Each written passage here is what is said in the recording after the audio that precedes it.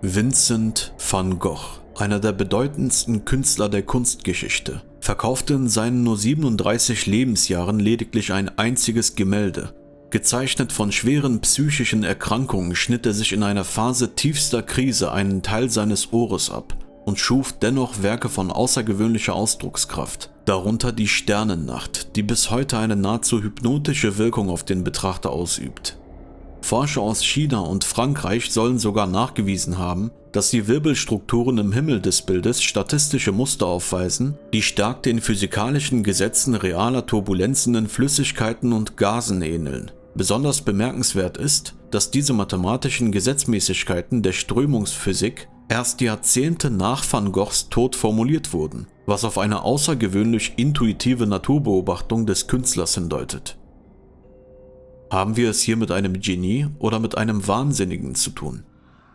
Welchen Einfluss hatten Vincent van Goghs psychische Erkrankungen tatsächlich auf sein Werk? Und lag die Einzigartigkeit seiner Kunst in eben jener außergewöhnlichen Ausdruckskraft? Während er zu Lebzeiten verbannt und verarmt starb, erzielen seine Bilder heute Preise in zig Millionen $.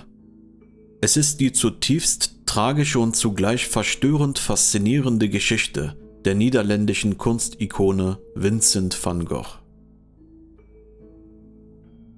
Vincent van Gogh wurde 1853 als ältester überlebender Sohn eines protestantischen Pfarrers und seiner Frau in Zundert geboren.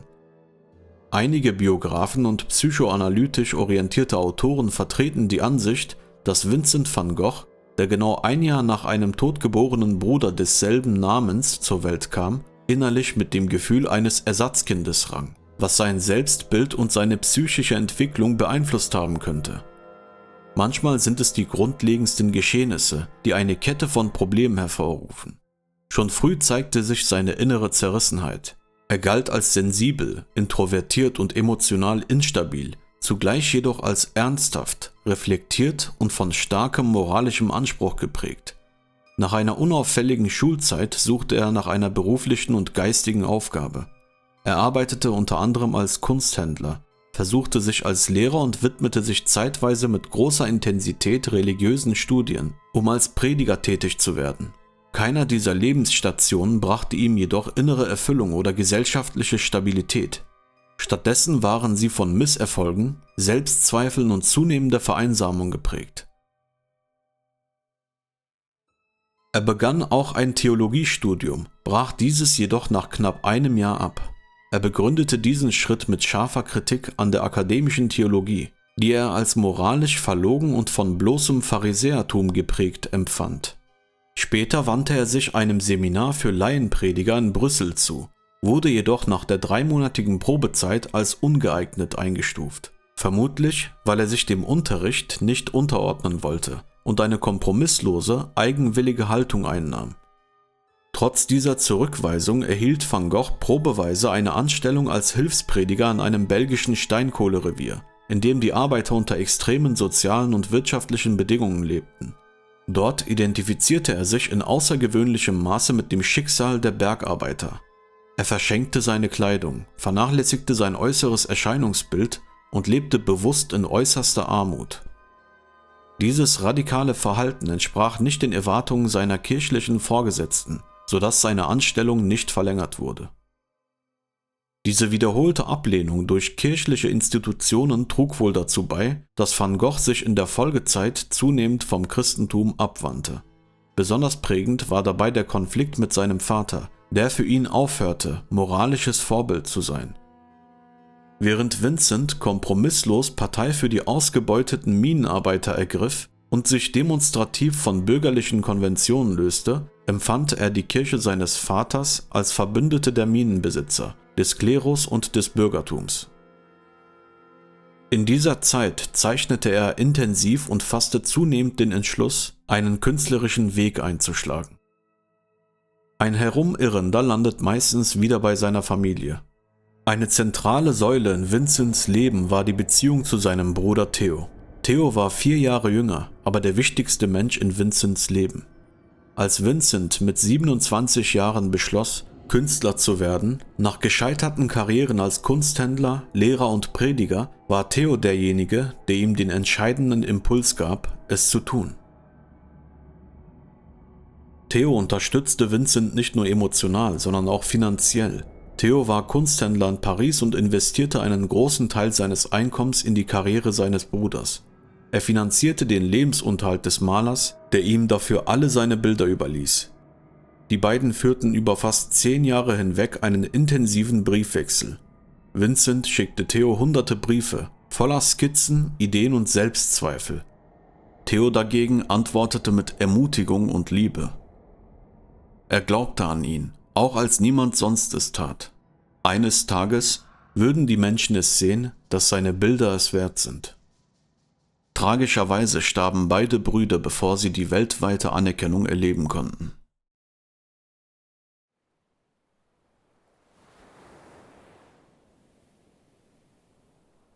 Van Gogh litt wahrscheinlich an einer Kombination mehrerer Erkrankungen. Die offizielle Diagnose seiner Ärzte lautete Epilepsie. Moderne Analysen vermuten zusätzlich beispielsweise bipolare Störungen mit extremen Stimmungsschwankungen zwischen manischen Phasen und tiefen Depressionen oder Borderline-Persönlichkeitsstörung. Der berühmte Vorfall, bei dem er sich das Ohr abschnitt, ereignete sich 1888 nach einem heftigen Streit mit Paul Gauguin. Das abgeschnittene Ohr wickelte er in Papier und brachte ihn seiner Lieblingsprostituierten in einem Bordell. Diskutiert wird jedoch heute noch, ob es sich um das gesamte Ohr oder nur einen Teil handelte. Danach wurde er in eine psychiatrische Klinik eingewiesen, wo er einige seiner bekanntesten Werke malte, darunter die Sternennacht, direkt aus seinem Asylzimmer. Bemerkenswert, Van Gogh selbst hielt dieses Werk zunächst für einen Misserfolg. Seine Gesundheit litt kontinuierlich an seiner Besessenheit zu malen. Er sparte lieber am Essen als an Malmaterialien. In seinen produktivsten Phasen malte er im Durchschnitt ein Bild alle 36 Stunden. Insgesamt fast 900 Werke in nur 10 Jahren. Er starb Juli 1890 an den Folgen einer Schussverletzung, die er sich 2 Tage zuvor zugezogen hatte. Nach überwiegend wissenschaftlicher Auffassung handelt es sich um Suizid, wenngleich vereinzelt die umstrittene These diskutiert wird, er könne versehentlich von einem Jungen verletzt worden sein. Aufgrund verschiedener Indikatoren wird dies auch teilweise ernsthaft als Todesursache herangezogen. Nach dem Schuss schleppte sich Van Gogh schwer verletzt selbst in seine Unterkunft und wurde anschließend in das örtliche Krankenhaus gebracht. Sein Bruder Theo reiste umgehend an und war in Van Goghs letzten Stunden an seiner Seite, als dieser 2 Tage später an seinen Verletzungen starb. Verschiedene Quellen sollen belegen, dass eine kirchliche Trauerfeier für Van Gogh abgelehnt wurde und die Beerdigung ohne Kirchenritus stattfinden musste, weil er Selbstmord begann. Schade, dass es für einen nachgewiesen erkrankten Menschen keinen Ausweg in seiner Religion gab. Theo van Gogh überlebte seinen Bruder nur um wenige Monate und starb im Januar 1991 im Alter von 33 Jahren. Die körperliche Krankheit, an der er litt, wurde durch tiefe Trauer und psychische Erschöpfung nach Vincents Tod noch verschärft, sodass sein Gesundheitszustand rapide verfiel.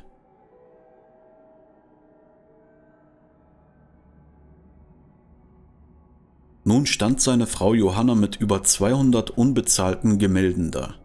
Die Familie riet ihr sogar, die Bilder zu verbrennen. Ein Kunsthändler bot an, die Leinwände abzuschaben und wiederzuverwenden. Doch Johanna erkannte den Wert der Werke. Sie zog um, begann strategisch Vincents Kunst zu fördern. Sie organisierte Ausstellungen, baute Kontakte in der Kunstwelt auf und platzierte die Bilder gezielt in öffentlichen Sammlungen, um maximale Sichtbarkeit zu erzielen. Zwischen 1991 und 1925 verkaufte sie etwa 200 Gemälde. 1905 organisierte sie die größte Van Gogh-Retrospektive aller Zeiten. 1914 veröffentlichte sie zudem Briefe zwischen Vincent und Theo, wodurch die Menschen nicht nur die Kunst, sondern auch den Menschen dahinter erlebten.